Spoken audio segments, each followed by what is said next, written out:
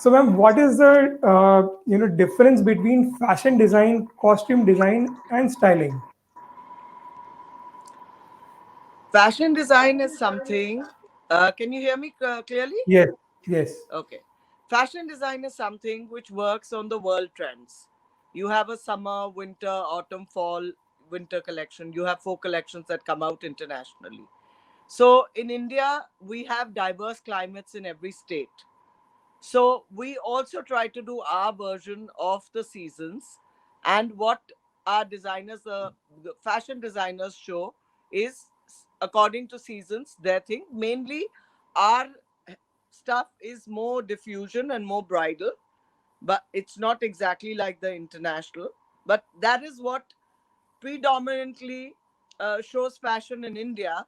But secondly, for a very, very long time, fashion has very strongly been influenced by the Indian film industry. And fashion in India and the film industry, they are very much interspersed with each other, and they kind of, they have a lot of impression that they make amongst the normal people. So, ma'am, when it comes to approach for a Bollywood feature film like Houseful or maybe Dhoom 2, what is your approach to the narrative? How do you fit the costume design to the narrative? See, that's a process. First we have a script sitting, and then we kind of, because I have been around for nearly over 3 decades, I normally kind of, say that, look, this is how I'm trying to understand your imagination, and I put in my ideas, and then collectively we kind of decide that, this is my character, or this particular scene.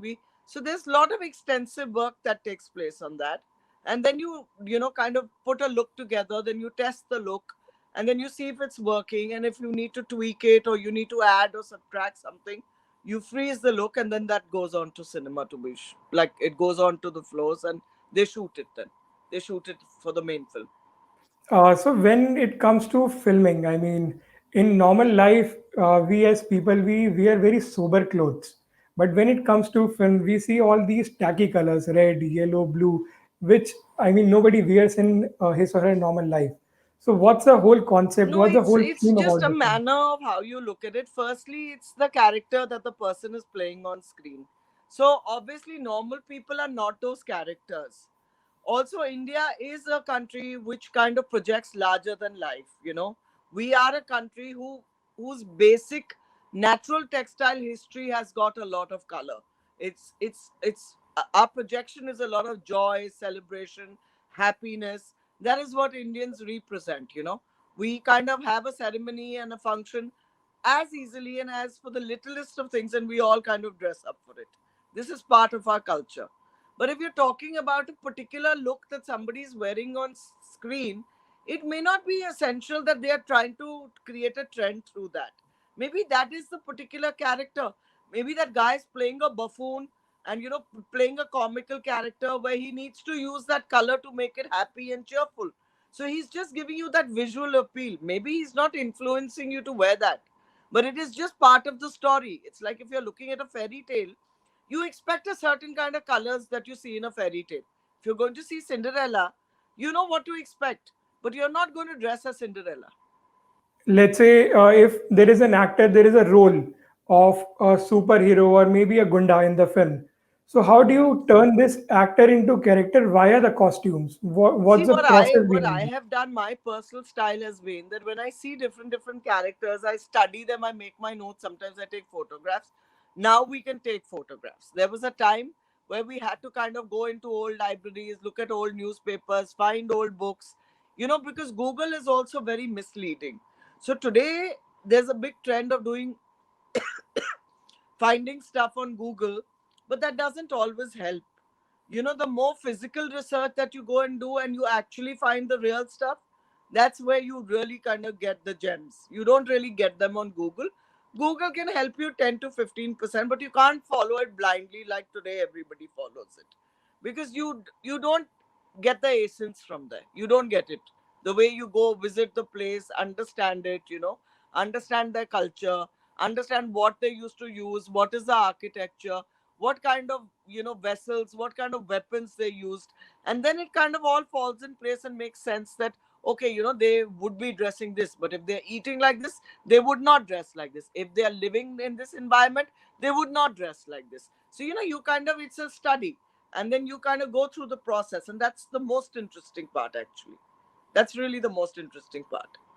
So, ma'am, once you get a brief from the director, what is the process? I mean, how does the whole process start? I'm sure it start with the research and the storyboarding and No, first it studying the starts with character the and all. study. You go through the script thoroughly many, many times. You break it down visually. Then you sit with the set director. You understand what sort of premise, what are the sets we're doing, what are the real life locations we're going to. And then accordingly, this is a part of it that fits in.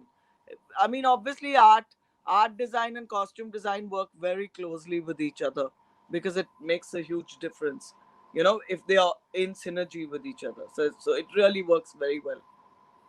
If a person has to join this industry and he wants to be like you, I mean, you are an authority on the subject yourself, or maybe he wants to join as a fashion student or in costume design or styling, what's the first thing to do and what should he or him or her, Number study one, before coming to this session? number one, experience on the job is king. You need to go out there, you need to get your hands dirty, you need to dive in, you need to be there to learn. Because the way you learn on the job, you can't learn anywhere else. That is the rule number one. Rule number two is, you can inspire by people, but nobody wants two people. If there is an original, people don't want a copy. The people who want a copy are not creative enough, or just are finding the easy way out, or are looking at a more, mediocre route. So always be original. You can inspire. We all inspire by the great masters who've been before and who are with us also. But you have to have your own, your own originality to the inspiration. And secondly, passion is very, very important in creativity. If you give it 100%, it gives you back 1,000%. That has been my experience. These Right. days, kids, they find the easy way out. They want to do it easily. They want to be in the picture, but they're not as invested. So the more they invest, the more they shine. That's all I'll have to say on this.